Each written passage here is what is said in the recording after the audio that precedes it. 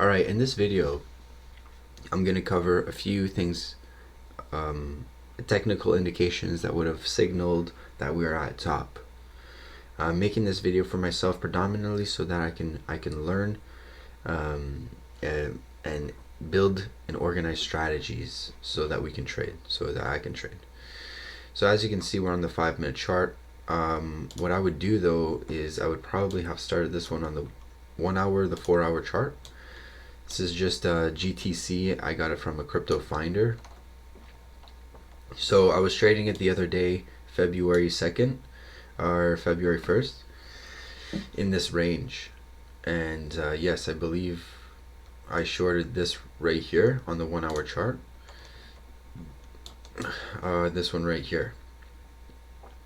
So I was a little bit early and it did a range instead of doing an ABC. My target was down here. I got stopped out. So let's cover the mistakes and see how I would have been able to figure that this was probably a top. So not to mention this volume bar right here, but it has happened here as well. If we just focus on this uptrend, you see how not one candle was red all the way up, right? This is the 1-hour chart. Green, green, green, green, green. Now keep in mind the volume is kind of small. It's just basically going with the average, the average volume. And we started picking up volume right here, picking up volume, but the candlesticks, they're just making uptrends, and they're smaller candlesticks. Finally, we get a huge, big volume bar, and then a sell volume bar, right? So the next thing we might want to, by the way, so what I did here is I added a horizontal line right there at the close, okay? And then I went to the 15-minute chart. This yellow thing is the VPA, POC, that red thing. So I wanted to put that there too, just to see, you know, how well of a level it was respected. And if we pull up the Fibonacci range, it was the 382. So it was like the same thing as the 382. The Fibonacci range, if we use that, it was the 786. There's some really good strategies that we could use for this one here. Like if it crosses under the 61.8, it goes all the way down there. And if it goes to the 786, would have been a good short. 1, 2, 3 triple top, right? And then your stop loss is always here or 1 point above, something like that. So let me explain what I see here on the chart volume wise and candlesticks. So you see how the volume here has been increasing. That's a good sign. It's a good sign. It's a good sign. Now the volume is extremely high and we're getting some kind of bearish candles. This is the 15. Watch when I go down to the 5-minute chart. And finally we get one 15-minute chart that's very bearish. Like even this one was bearish. Everyone would know that, right? And it's away from the moving average, and we need a back test basically. And then it comes down all the way.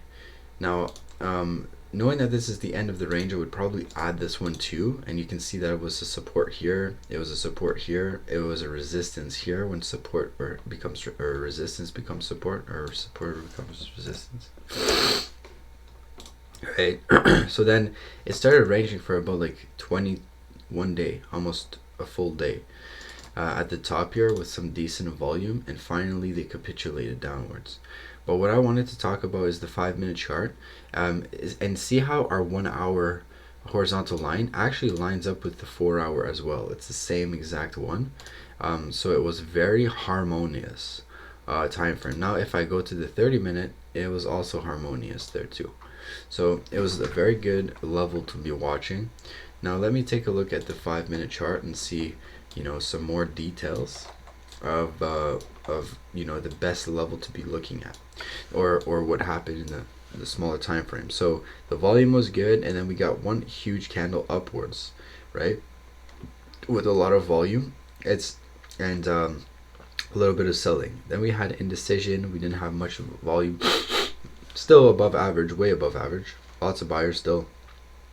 And finally, we started slowing down here. You see how we start slowing down in the volume, and then it was a sell volume candle, And the next one was a big candle, and let's take a look at the 1 minute after. But it was a 1 minute, and then the one here, rejection.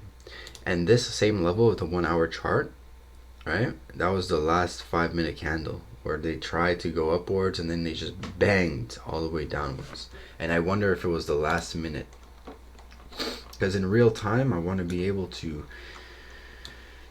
trade this properly, right? And use the best leverage and the best times and everything like this. So remember, it was 7. So what happened is that the candle, the 1 hour candle, closed at 7 right here, and then the next hourly candle came upwards and then banged all the way downwards. And let's see if this is correct.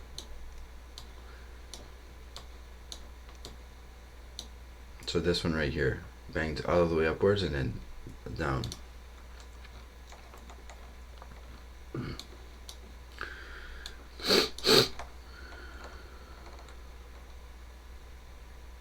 So I was thinking of maybe adding the level on the other 1 hour candle and seeing like what's the difference.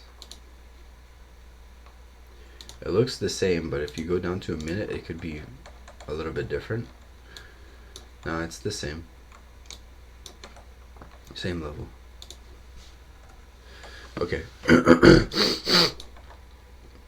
So volume wise, there's a lot of volume that was actually not in this. It wasn't even in this. It was in a different candle, which would have been a huge telltale sign that these guys are definitely selling out. And a lot of times what they'll do is they'll pick a level, like a fib level, that there's a lot of support, like right here, and then they'll just sell it onto the support, right? Because it's an easy way to get out. And if we measured this trend here, we could see that we've never broken. Actually, we have, but we've never closed below, it seems like, a 618. So I mean, on the 1 hour chart, let's just go ahead and check again for the moving average, right? Just going through the whole strategy. We're above wick, down here, wick, closed, bearish confirmation.